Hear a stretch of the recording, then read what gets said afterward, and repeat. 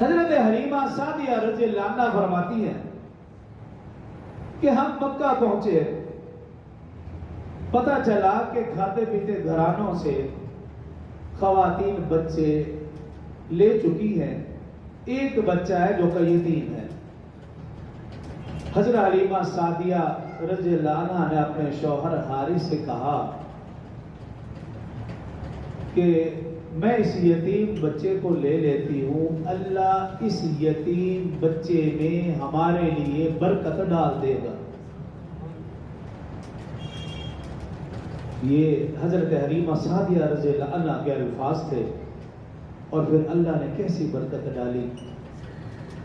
حضرت حلیمہ سعدیہ رضی اللہ عنہا فرماتی ہے شوہر سے مشورہ کرنے کے بعد میں حضرت اماں آمنہ کے در پہ گئی، جا کر دستک دی۔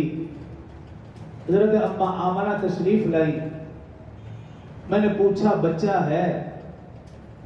پوچھنے کی دیر تھی کہ اماں آمنہ کی آنکھوں سے آنسو جاری ہو گئے۔ دل میں وہ سوچنے لگی کاش اس بچے کا باپ زندہ ہوتا، اس کو یتیم سمجھ کر کوئی نہ چھوڑتا۔ ایک ٹھنڈی آہ بھری سانس بھری، اور پھر اماں آمنہ کہنے لگی کہ بچہ تو ہے لیکن آپ لیں گی نہیں۔ حضرت حلیمہ رضی اللہ عنہا عرض کرنے لگی میں کیوں نہیں لوں گی؟ حضرت اماں آمنہ نے فرمایا اس لیے کہ وہ بچہ یتیم ہے۔ حضرت حلیمہ رضی اللہ عنہا نے فرمایا کہ میں اس یتیم بچے کو لینے کے لیے آئی۔ جب یہ بات کہی اماں آمنہ کی آنکھوں میں آنسو وہ خوشی میں بدل گئے کہ اس یتیم بچے کو لینے والا بھی کوئی آیا ہے۔ حضرت حلیمہ نے اجازت مانگی، اندر داخل ہوئی۔